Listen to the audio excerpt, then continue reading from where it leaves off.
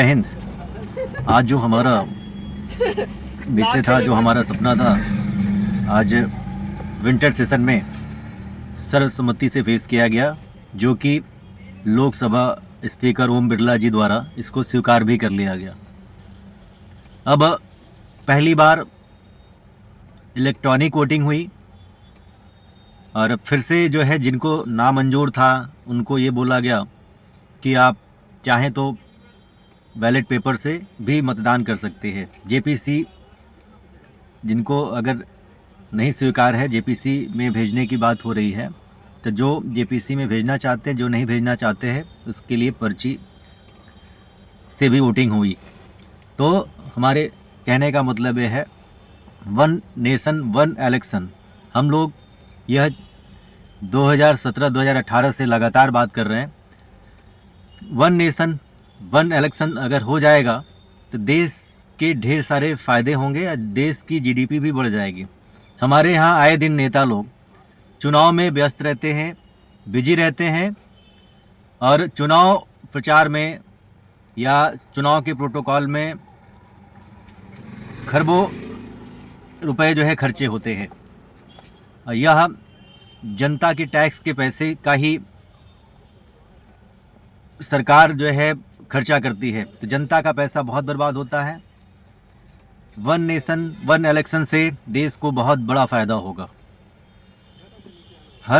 चाहे वो पार्षदी का चुनाव हो, चाहे वह प्रधानी का चुनाव हो, चाहे वह नगर पंचायत का चुनाव हो, चाहे विधानसभा का चुनाव हो, चाहे लोकसभा का चुनाव हो। तो लोकसभा का चुनाव होता है, चाहे विधानसभा का, तो हर 5 साल में होता है। अगर विधानसभा का चुनाव हो तो देखा जाए हर दूसरे तीसरे महीने, हर महीने जो है 28 स्टेट हैं, तो किसी न किसी स्टेट में चुनाव हो रहा होता है और उसमें सारे नेता उस मोमेंट में रहते हैं। वीवीआईपी प्रोटोकॉल होता है, चुनाव प्रसार में जो है समय बर्बाद होता है। अब ये होगा कि अगर विधानसभा का चुनाव हो, चाहे प्रधानी का चुनाव हो, चाहे वह लोकसभा का चुनाव हो, ये सब चुनाव सब एक साथ होंगे, जिससे देश का जो है फ़ायदा होगा। लोगों का जो भी टैक्स देते हैं उनका बचत होगी, जीडीपी देश की आगे बढ़ जाएगी। और दुनिया के 48 देशों में एक देश एक चुनाव होता है, वन नेशन वन इलेक्शन होता है, और वह भी जो है रविवार को होता है, छुट्टी वाले दिन, जिससे कि किसी के कामकाज में कोई परहेज न हो। कोई अपना जो है नौकरी या बिजनेस में है या किसी भी प्रोफेशन में है, तो संडे को छुट्टी रहती है, उस दिन वोटिंग कराई जाती है दुनिया के 48 देशों में। तो भारत में भी यह होना चाहिए। अगर देश को रियल में आप लोग डेवलपमेंट की तरफ लेके जा रहे, विकासशील देशों की तरफ लेके जा रहे हैं, विकसित देश बनाना चाहते हैं, तो वन नेशन वन इलेक्शन देश हित राष्ट्र हित के लिए बहुत ज़रूरी है। यह हमारे माननीय गणों ने आज जो है इस बिल को पेश किया, उनको बारंबार सादर धन्यवाद। और यह जो भी जब देश आज़ाद हुआ था 1947 में, उसके बाद से कई सालों तक जो है वन नेशन वन इलेक्शन ही होता था। अंबेडकर साहब ने जो संविधान अपना लिखा था, उसमें भी एक देश एक चुनाव की चर्चा हुई थी और नेहरू भी उस चुनाव में शामिल हुए थे और वही कराया करते थे। और कुछ आज़ादी के कुछ वर्षों बाद नेहरू ने वन नेशन वन इलेक्शन को समाप्त कर दिया। विधानसभा का चुनाव अलग कर दिया, लोकसभा का चुनाव अलग कर दिया, हर स्टेट का जो है चुनाव अलग कर दिया।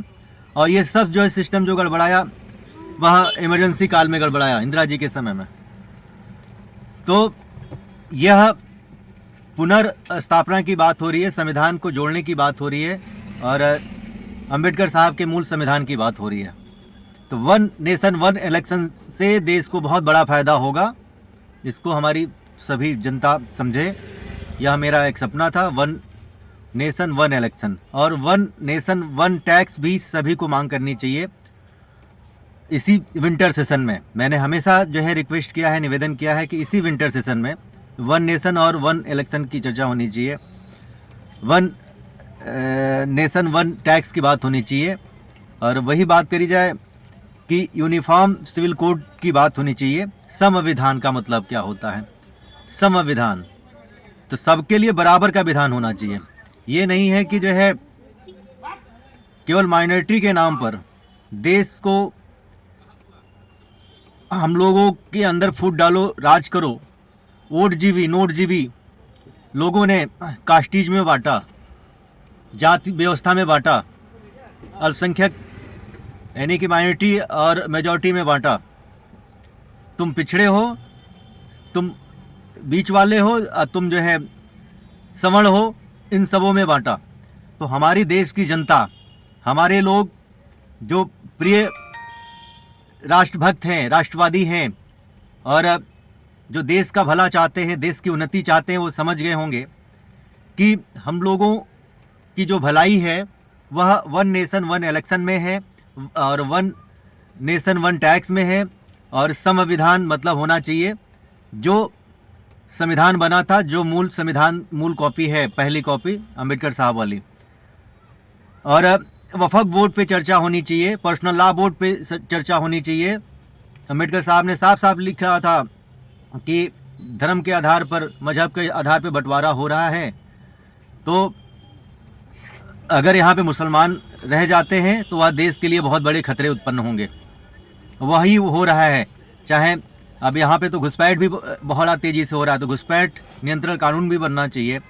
और जो FCRA कानून बना था 2010 में, विदेशी चंदा कानून, तो इस पर भी जो है विदेशी चंदा नियंत्रण बिल लाना चाहिए और इस पर कंट्रोल करना चाहिए, इसको समाप्त करना चाहिए।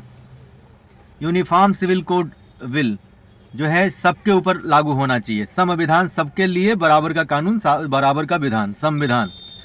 यह देश संविधान से चलेगा, ना कि शरीयत से चलेगा। और जब ऊपर वाले ने हम लोगों के अंदर कोई ऊंच नीच नहीं बनाई, सबको एक जैसा बनाया, सबके जो है 2 हाथ दिए हैं, 2 पैर दिए हैं, 2 आँख दिए हैं, 2 कान दिए हैं, चेहरा दिया है, हर एक चीज़ ऊपर वालों ने कहीं पर भी जो है अंतर नहीं किया। लेकिन यहाँ पर लोग, कुछ लोग ऐसे भी आए 1400 वर्ष पूर्व पहले कि वह एक क्रूर व्यक्ति था, कट्टरपंथी व्यक्ति था, उसी के अनुयायी बन गए और उसी के रास्ते पे चलने लगे, जो कि यह देश के लिए दीमक बना हुआ है।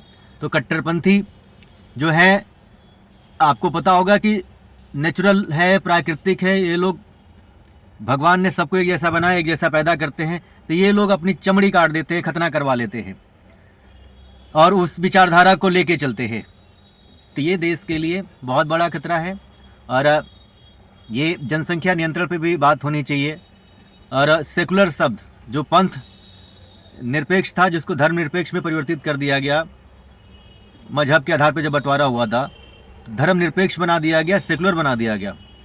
मुसलमान कभी जो है सेकुलर नहीं होता है और हिंदू सिर्फ सेकुलर होता है, सेकुलरिज्म की बातें करता है।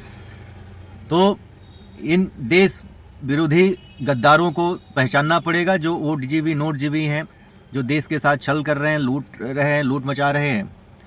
तो ऐसे नेताओं से हम लोगों को सतर्क रहना पड़ेगा और देश हित, राष्ट्र हित में काम करना पड़ेगा। आज जो one nation one election bill जो पेश हुआ, माननीय गणों को सादर धन्यवाद, माननीय यशस्वी प्रधानमंत्री जी को बारंबार दिल से धन्यवाद।